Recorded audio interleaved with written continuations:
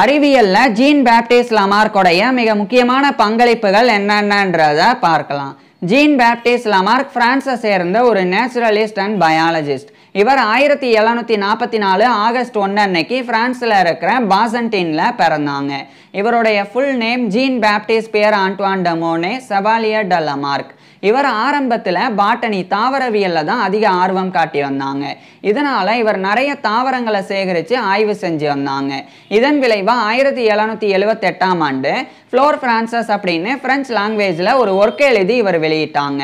French Flora அப்படின்றது தான் அதனுடைய இங்கிலீஷ் டைட்டில். ஃப்ளோரா அப்படின்னா தாவரங்கள் அப்படின்னு அர்த்தம். அந்த ஒரு ஒர்க்கில் தான் இவர் நிறைய பிளான்ட் ஸ்பீசிஸோடைய, அதாவது தாவர இனங்களினுடைய கிளாசிஃபிகேஷன்ஸ் வகைகளை ரொம்ப நுணுக்கமாக பிரிச்சிருந்தாங்க. அது மட்டும் இல்லாமல் அந்த பிளான்ட் ஸ்பீசிஸோடைய டிஸ்கிரிப்ஷன்ஸ் விளக்கங்களையுமே ரொம்ப தெளிவாக கொடுத்திருந்தாங்க. இதனால் மற்ற தாவரவியலாளர்கள் மத்தியில் ஜீன் பேப்டிஸ்ட் லமார்க் நன்மதிப்பை பெற தொடங்கியிருந்தாங்க. மேலும் 1779ஆம் ஆண்டு பிரான்ஸில் இருக்கிற பிரெஞ்சு அகாடமி ஆஃப் சயின்சஸோடைய ஒரு மெம்பராகவும் தேர்ந்தெடுக்கப்பட்டு இவர் கௌரவிக்கப்பட்டாங்க. இது மட்டும் இல்லாமல் 1781ஆம் ஆண்டு பிரெஞ்சு கவர்மெண்ட் தரப்பில் இருந்து இவர் ஒரு ராயல் பாட்டனிஸ்டாவும் நியமிக்கப்பட்டாங்க. இவர் ராயல் பாட்டனிஸ்டா நியமிக்கப்பட்ட பிறகு நிறைய கண்ட்ரிஸ், நிறைய நாடுகளுக்கு சென்று அங்க இருக்கக்கூடிய கார்டன்ஸ், மியூசியம்ஸ் எல்லாம் இவர் வந்து விசிட் பண்ண ஆரம்பிக்கிறாங்க. இப்படி விசிட் பண்றதன் மூலமா இவருக்கு எப்படி தாவரவியல்ல ஆர்வம் இருந்ததோ அதே மாதிரியே விலங்கியல் ஜுவாலஜியிலையும் ஆர்வம் ஏற்பட ஆரம்பிச்சிருந்தது. ஏன்னா இவர் வந்து நிறைய மியூசியம்ஸை விசிட் பண்ணும்போது ஒவ்வொரு நாடுகள்லையும் அந்தந்த நாட்டை சார்ந்த நிறைய வித்தியாசமான விலங்குகளினுடைய மாதிரிகள் வந்து அங்கே வைக்கப்பட்டிருந்தது. அதெல்லாம் பார்த்த பிறகு மெல்ல மெல்ல ஜீன் பேப்டிஸ்ட் லமார்க்குக்கு ஜுவாலஜி விலங்கியெல்லாம் ஆர்வம் ஏற்பட ஆரம்பிச்சிருந்தது. இதுக்கிடையில் 1788ஆம் ஆண்டு பிரான்ஸில் இருந்த ஜார்டன் ட பிளான்ஸ் அப்படின்ற ஒரு பொட்டானிக்கல் கார்டன், அதனுடைய கீப்பர் அப்படின்ற பொசிஷனில் இவர் நியமிக்கப்பட்டாங்க. மேலும் ஒரு சேர் ஆஃப் பாட்டனி, அதாவது தாவரவியல் பேராசிரியராகவும் நியமிக்கப்பட்டாங்க. என்னதான் இவர் தாவரவியல் பேராசிரியராக நியமிக்கப்பட்டிருந்தாலும் இவருக்கு படிப்படியாக ஜுவாலஜியில் ஆர்வம் அதிகரிச்சுட்டே போனது. இதன் விளைவாக 1793 இந்த ஒரு காலகட்டத்தில் natural museum of national museum of natural history in France, அது வந்து பிரான்ஸில் இருக்கிற பாரிஸில் இருக்கு. அதனுடைய ஒரு கியூரேட்டராக இவர் நியமிக்கப்பட்டாங்க. அது மட்டும் இல்லாமல் ப்ரொஃபஸர் ஆஃப் ஜுவாலஜி, அதாவது விலங்கியல் பேராசிரியராகவும் அந்த 1793ஆம் ஆண்டு இவர் நியமிக்கப்பட்டாங்க. இந்த நிலையில தான் ஜீன் பேப்டிஸ்ட் லமார்க் வந்து மிக முக்கியமான பல வேலைகளை பண்ண தொடங்கியிருந்தாங்க. அதில் குறிப்பாக இவர் வந்து இன்வெர்டபிரேட்ஸ் அப்படின்ற முதுகெலும்பில்லாத உயிரினங்கள் அதனுடைய வகைகளை வந்து கரெக்டாக வந்து துல்லியமாக வந்து பிரிக்கிறது, அதில் இவர் வந்து ஈடுபட்டு வந்தாங்க. அந்த காலகட்டத்திலலாம் பெர்மீஸ் அப்படின்னு சொல்லி ஒரு இனம் வந்து இருந்தது. அந்த பெர்மீஸ் அப்படின்ற குரூப்பில் தான் இந்த நண்டுகள், அதுக்கப்புறம் சிலந்திகள், மண்புழுக்கள், இது எல்லாமே வந்து அந்த பெர்மீஸ் அப்படின்ற இனம் அப்படின்னு சொல்லி கருதப்பட்டு வந்தது. ஆனால் ஜீன் பேப்டிஸ்ட் லமார்க் வந்து நண்டுகள், அதே மாதிரி அந்த சிலந்திகள், அதுக்கப்புறமா மண்புழுக்கள், இது சார்ந்த இனங்களினுடைய உடல் கட்டமைப்பை இவர் வந்து ஒப்பிட்டு பார்த்து ஆய்வு செஞ்சு வந்தாங்க. இதுதான் கம்பேரேட்டிவ் அனாட்டமி, ஒப்பீட்டு உடற்கூறியல் அப்படின்றது. அப்படி ஒப்பிட்டு பார்த்த பிறகு இதை வந்து உடல் அமைப்போட ஒப்பிட்டு பார்த்தா இதெல்லாம் வெவ்வேறு இனங்கள் அப்படின்னு ஜீன் பேப்டிஸ்ட் லமார்க் வந்து கருதினாங்க. அதுக்கப்புறம் அதை ரொம்ப விரிவாக இவர் ஆய்வு செஞ்சு அது எல்லாமே வெவ்வேறு இனங்கள் அப்படின்னு பிரிக்கவும் செஞ்சாங்க. குறிப்பாக நண்டு சார்ந்த இனங்கள் வந்து கிரஸ்டேசன்ஸ் அப்படின்னு இவர் வந்து பேரிட்டாங்க. அதுக்கப்புறமா இந்த சிலந்திகள் சார்ந்த அந்த, அதாவது ஸ்பைடர், அதே மாதிரி ஸ்கார்பியன், இதெல்லாமே வந்து எராக்னேட்ஸ் அப்படின்னு பேரிட்டாங்க, அது ஒரு குரூப் அப்படின்னு. அதுக்கப்புறமா வந்து இந்த மண்புழுக்கள், அது சார்ந்த உயிரினங்கள், அது எல்லாமே வந்து அனலிட்ஸ் அப்படின்னு ஒரு குரூப்பாக வந்து பிரித்தாங்க. ஸோ இப்படி பெர்மீஸ் அப்படின்னு ஒரே குரூப்பில் கண்ணா பின்னான்னு எல்லாமே சேர்த்து இதெல்லாம் ஒரே இனம் தான் அப்படின்னு இருந்தது. ஆனால் அது அப்படி கிடையாது, இது வெவ்வேறு இனங்கள் அப்படின்றத ஜீன் பேப்டிஸ்ட் லமார்க் தான் பிரித்தாங்க. அதை பிரித்தது மட்டும் இல்லாமல் 1801ஆம் ஆண்டு சிஸ்டம் ஆஃப் இன்வெர்டபிரேட் அனிமல்ஸ் அப்படின்னு சொல்லி ஒரு ஒர்க்கை எழுதி இவர் வந்து வெளியிட்டாங்க. இதை இவர் வந்து பிரெஞ்சு லாங்குவேஜில் தான் எழுதி வெளியிட்டிருந்தாங்க. நான் தான் இதனுடைய இங்கிலீஷ் டைட்டில் சொல்கிறேன். இதுக்கப்புறமா இன்னும் மிக முக்கியமான ஒரு விஷயத்தை இவர் பண்ண ஆரம்பிச்சிருந்தாங்க. அதாவது பூமியினுடைய பரிணாமம், பூமி வந்து முன்னாடி காலத்தில் எப்படி இருக்குது, அது எப்படி வந்து பரிணாமம் அடைஞ்சிருக்கு அப்படின்றத பற்றி ஜீன் பேப்டிஸ்ட் லமார்க் வந்து ஒரு துல்லியமான ஆய்வில் வந்து ஈடுபட்டு வந்தாங்க. அப்போ தான் இவர் வந்து ஹைட்ரோஜியாலஜி அப்படின்னு ஒரு ஒர்க்கை எழுதி 1802ஆம் ஆண்டு வெளியிட்டாங்க. அதையும் ஃப்ரெஞ்சில் தான் இவர் எழுதியிருந்தாங்க, நான் இங்கிலீஷில் சொல்கிறேன். ஸோ அதை வெளியிட்ட பிறகு அதில் ஜீன் பேப்டிஸ்ட் லமார்க் வந்து மிக முக்கியமான ஒரு விஷயத்தை குறிப்பிட்டிருந்தாங்க. அந்த காலகட்டத்திலெல்லாம் பூமி எப்படி மாற்றம் அடைஞ்சிருந்ததுன்னு நம்பப்பட்டு வந்ததுன்னா, திடீர்னு பெரிய வெள்ளம், பெரிய எரிமலை வெடிப்புகள், அதுக்கப்புறமா பூகம்பங்கள் இது மாதிரி வர்றதன் மூலமாக டக்குன்னு வந்து பூமி வந்து மாறும் அப்படி நம்பப்பட்டது. அதாவது ஒரே நேரத்தில் பெரிய மாற்றத்தை அடையும். அதுக்கப்புறம் கொஞ்சம் காலம் கழிச்சு மறுபடியும் இந்த மாதிரி இயற்கை பேரிடர் நடக்கும்போது மறுபடியும் ஒரே நேரத்தில் மிகப்பெரிய மாற்றம் நடக்கும். இப்படி நடக்கும் அப்படின்னு நம்பப்பட்டு வந்தது. ஆனால் இந்த நிலையில தான் இவர் வந்து இந்த ஹைட்ரோஜியாலஜி அப்படின்ற ஒர்க்கில் பூமி இப்படி வந்து மாற்றம் அடையலை, இந்த இயற்கை பேரிடர்லாம் நடக்கும்போது மெல்ல மெல்ல மெல்ல பூமியினுடைய சூழல்கள் வந்து மாறிட்டே வந்து தான் இப்போ இந்த நிலையில் இருக்குது அப்படின்ட்டு ரொம்ப மிகச்சரியான விடையை ஜீன் பேப்டிஸ்ட் லமார்க் வந்து கொடுத்தாங்க. இது மட்டும் இல்லாமல் இதில் இவர் வந்து பயாலஜிக்கல் வேர்ல்டு பற்றியும், அதாவது இந்த உயிரியல் சார்ந்த உலகம் பற்றியும் இவர் வந்து தெரிவிச்சிருந்தாங்க. அது எப்படி தெரிவிச்சிருந்தாங்கன்னா, பூமியினுடைய சூழல் மாற மாற அதுக்கேற்ற மாதிரி உயிரினங்களும் மாறிக்கிட்டே வந்திருக்கு அப்படின்றதையும் ஒரு பேஸாக வந்து ஒரு அடித்தளமாக அதில் வந்து குறிப்பிட்டிருந்தாங்க. உதாரணமாக இப்போ வந்து ஒரு இடத்துல வந்து நிலம் தான் இருக்குது, நிலப்பகுதியில் வாழக்கூடிய உயிரினங்கள் வந்து வாழ்ந்து வந்திருக்கு அப்படின்னா, திடீர்னு பெரிய நிலநடுக்கம் நடந்து அதுக்கப்புறம் அந்த இடத்துல சுனாமி வந்து அங்கே முழுமையாக வந்து கடல் உள்வாங்கி அதை வந்து முழுமையாக வந்து கடல் வந்து மறைச்சிருச்சு அந்த நிலப்பகுதி அப்படின்னா, அப்போ அந்த இடத்துல வந்து கடல் வாழ் உயிரினங்கள் வாழ ஆரம்பிச்சிடும். ஸோ அங்கே வந்து நிலத்தில் வாழக்கூடிய உயிரினங்கள் இல்லாமல் போயிடும். ஸோ இது மாதிரி உயிரினங்களினுடைய உலகம் பற்றி இவர் வந்து நிறைய விளக்கத்தை அதில் கொடுத்துருந்தாங்க. அதுக்கப்புறமா தான் இவர் இன்னொரு விஷயத்துலையும் ஆர்வம் காட்ட தொடங்கியிருந்தாங்க. அதாவது இந்த எவல்யூஷன் அப்படின்ற பரிணாம வளர்ச்சி அது எப்படி ஏற்பட்டிருக்கும் அப்படின்னு சொல்லி இவர் ஒரு கருத்தை வந்து முன்மொழிஞ்சாங்க.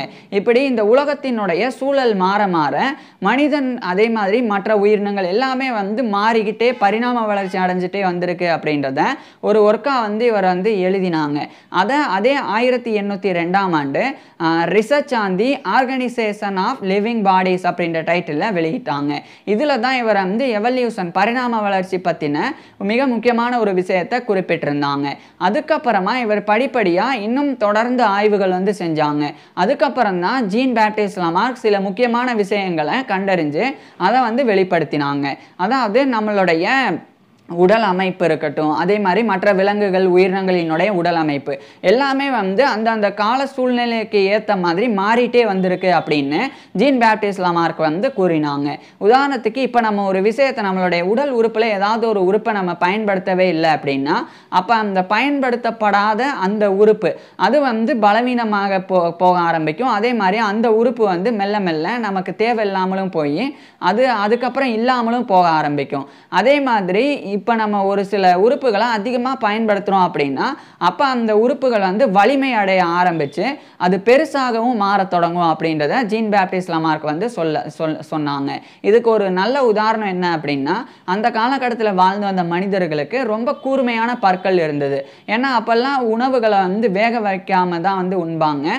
அதனால வேக வைக்காம கறி இது மாதிரியான விஷயங்களை இறைச்சி எல்லாம் வந்து சாப்பிடும்போது அது ரொம்ப கடினமாக இருக்கும். அதை வந்து கடித்து அந்த இறைச்சியை கிழிச்சு உண்றதுக்கு ரொம்ப கூர்மையான பற்கள் தேவை. அதனால அதிகமாக அந்த காலகட்டத்தில் மனிதர்கள் பற்களை பயன்படுத்தினால பற்கள் கூர்மையாக இருந்தது.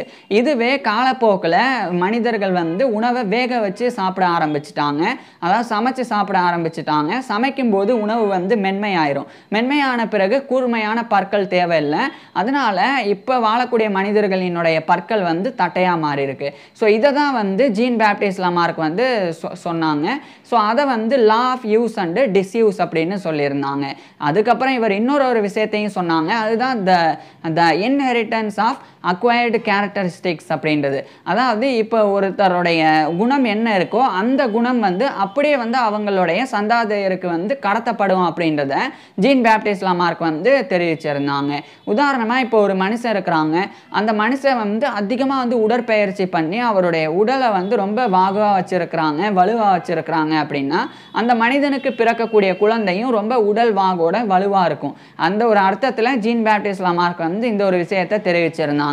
மேலும் இது எல்லாத்தையுமே கம்பைல் பண்ணி 1809 இந்த காலகட்டத்தில் இவர் வந்து ஃபைலசபி ஜுவாலஜிக் அப்படின்னு ஃப்ரெஞ்சு லாங்குவேஜில் ஒரு முக்கியமான ஒரு புக்கை எழுதி வெளியிட்டாங்க.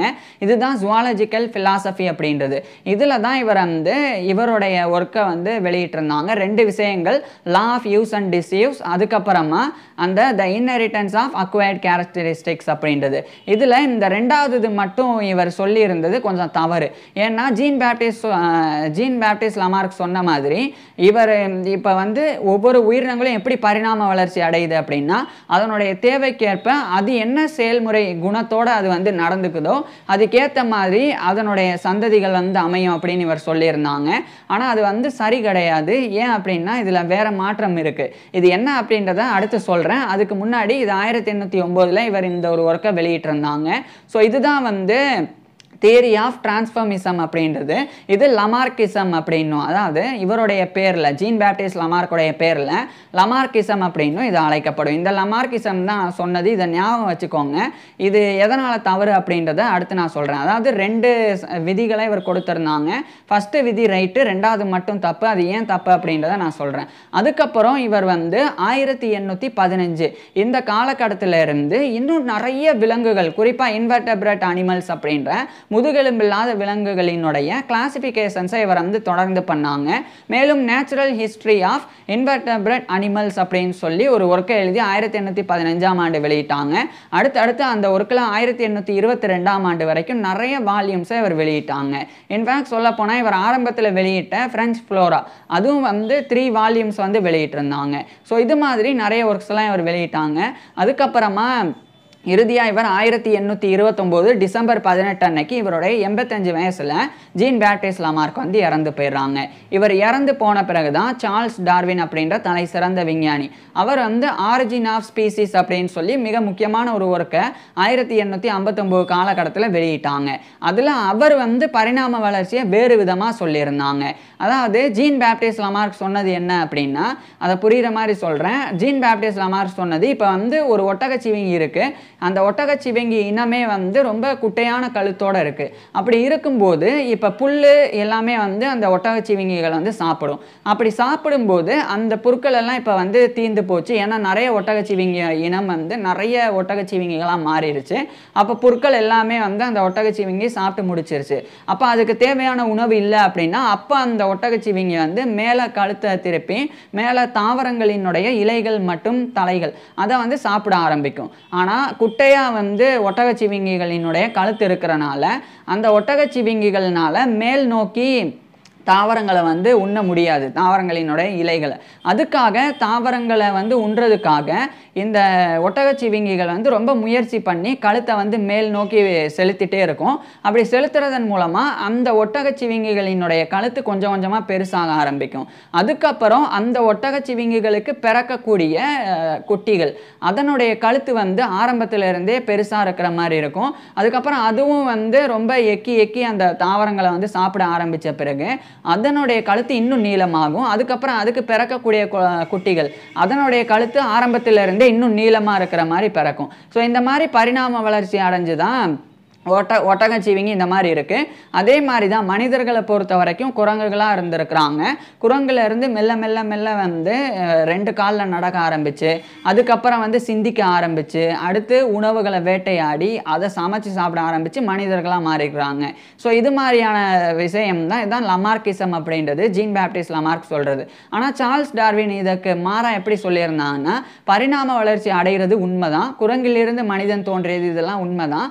ஆனால் அதில் கொஞ்சம் மாற்றம் இருக்கு. என்னன்னா, இந்த புதுசா வந்து கழுத்தை வந்து நீட்டிக்கிட்டே இருக்கிறனால அதனுடைய கழுத்து வந்து பெருசா மாறி அதுக்கப்புறம் ஒட்டகச்சிவிங்கிகள் வந்து கழுத்து பெருசா மாறிட்டே போகாது.